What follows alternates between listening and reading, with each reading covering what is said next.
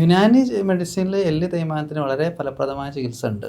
ആളുകളുടെ കണ്ടീഷൻ അനുസരിച്ചാണ് നമ്മൾ ചികിത്സിക്കുക. എല്ലാവർക്കും ചികിത്സിച്ച് മാറ്റാമെന്ന് ഞാൻ ഗ്യാരണ്ടി ഒന്നും പറയില്ല. പക്ഷേ പല ആളുകൾക്കും സർജറി ആവശ്യമായിട്ട് വന്നേക്കാം. അവർക്ക് സർജറി ചെയ്യണം. ഗ്രേഡ് 4 ഒക്കെ ആയിട്ടുണ്ട്. ഇനി കുറച്ചും കൂടിയും ഒരു നമുക്ക് ട്രീറ്റബിൾ ആയിട്ടുള്ള കണ്ടീഷനാണ്. ഒരു ഗ്രേഡ് 3 ആണെങ്കിൽ അവർക്ക് അനാട്ടമിക്കലി അവരുടെ പൊസിഷൻസ് കറക്റ്റാണ്. കാര്യമായ ബെൻഡൊന്നുമില്ല കാലിന്. എങ്കിൽ നമുക്ക് തുടക്കത്തിൽ അവരുടെ ട്രീറ്റ്മെൻറ്റിൻ്റെ ഭാഗമായിട്ട് നമ്മൾ അവരുടെ മസിൽസ് സ്ട്രെങ്തനിങ് എന്തെങ്കിലും ഒരു മെക്കാനിക്കൽ മാനിപ്പുലേഷൻ ഉപയോഗിച്ചിട്ട് ചിലപ്പോൾ ഫിസിയോതെറാപ്പി ആയിരിക്കാം, അതല്ലെങ്കിൽ മറ്റെന്തെങ്കിലും മെക്കാനിക്കൽ മാനിപ്പുലേഷൻ സ്ട്രെങ്തനിങ് എക്സസൈസുകളായിരിക്കാം, സ്ട്രെച്ചിങ് ആയിരിക്കാം. ആ രീതിയിലുള്ള ക്വാഡ്രിസെപ്സ്, കാഫ് മസിൽസ് ഒക്കെ സ്ട്രെങ്തൻ ചെയ്തതിന് ശേഷം നമ്മൾ ചില യുനാനി റെജിമെൻ്റൽ തെറാപ്പീസ് കൂടി ആഡ് ചെയ്യും. അതുകൂടാതെ നമ്മൾ ഓറൽ മെഡിസിൻസ് ഒക്കെ ആയിട്ട് കഴിഞ്ഞാൽ ചില മെഡിസിൻ കഴിക്കാനുണ്ടാവും.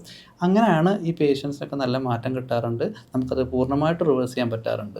വർഷങ്ങളായിട്ട് കസാലയിൽ ഇരുന്ന് നിസ്കരിക്കുന്ന പേഷ്യൻസ് അല്ലെങ്കിൽ കാര്യമായിട്ട് കാല് മടക്കിയിരിക്കാൻ പറ്റാത്ത രോഗികൾക്കടക്കം വർഷങ്ങൾക്ക് ശേഷം 8ഉം 10ഉം വർഷങ്ങൾക്ക് ശേഷം പൂർണ്ണമായ രീതിയിൽ ഇരുന്ന് നിസ്കരിക്കാനും അവരുടെ എല്ലാ ജോലികളും ചെയ്യാനും കൂണി കയറാനും സാധാ ഇന്ത്യൻ ടോയ്ലറ്റിൽ ഇരിക്കാനടക്കം അവർക്ക് പറ്റാറുണ്ട്.